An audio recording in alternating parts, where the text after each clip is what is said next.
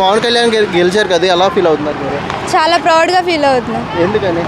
ఎందుకంటే అలాంటి నాయకుడు ఉండటం అవసరం కాబట్టి, మా భవిష్యత్తులో కూడా బాగుంటాయి కాబట్టి ఆయన సీఎం అవ్వాలని మేము కోరుకుంటున్నాం.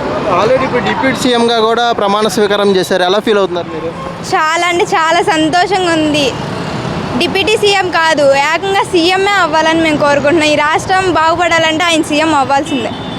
ఒకప్పుడు అసెంబ్లీలో అడుగు పెట్టలేడని చెప్పి మాట్లాడిన వాళ్ళు ఇప్పుడు దాని గురించి ఏమంటారు?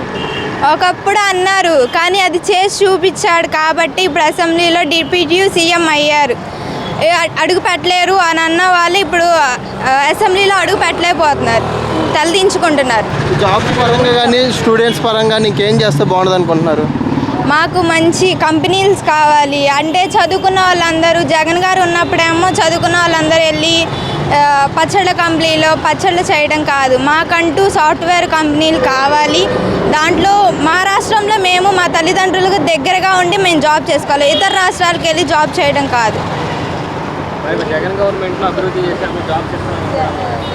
అది చెప్పారు కానీ చేయలేదు కదా. మేము మాట తప్పం మడం తిప్పమన్నారు, కానీ మాట తప్పారు.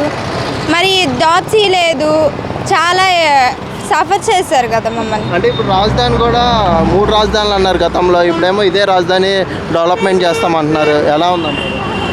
విజయవాడ అయితే బాగుంటుంది అనుకుంటున్నారు, లేకపోతే 3 రాజధానుల వాళ్ళ లెక్క ప్రకారం బాగుంటుంది అంటారా? 3 రకాలు బాగోదన్న. ఎక్కువ రాజధాని అమరావతి ఉంటేనే డెవలప్ అయ్యిద్ది, అలాగే విజయవాడ కూడా డెవలప్ అయ్యిద్ది. అమరావతి రాజధానికి ఉంటేనే విజయవాడకి, అమరావతికి, రాష్ట్రానికి కూడా బాగుంటుంది. అంటే ఒకప్పుడు 2 సీట్లు పోటీ చేస్తే ఓడిపోయిన పవన్ కళ్యాణ్ ఇప్పుడు 21 సీట్లు గెలిచారు కదా, ఎలా ఫీల్ అవుతున్నారు? చాలా సంతోషంగా ఫీల్ అవుతున్నాం. ఈ జన్మకి ఇది చాలు అనుకుంటున్నాం. 21 సీట్లు పోటీ చేస్తే గెలుస్తారని ఊహించారా మీరు? మేము గెలుస్తామనే ఊహించుకున్నాం, ఎందుకంటే ఆయన ఈసారి గెలుస్తాడు కాబట్టే మేమంతా గట్టి నమ్మకంతో ఉన్నాం. ఓకేనా?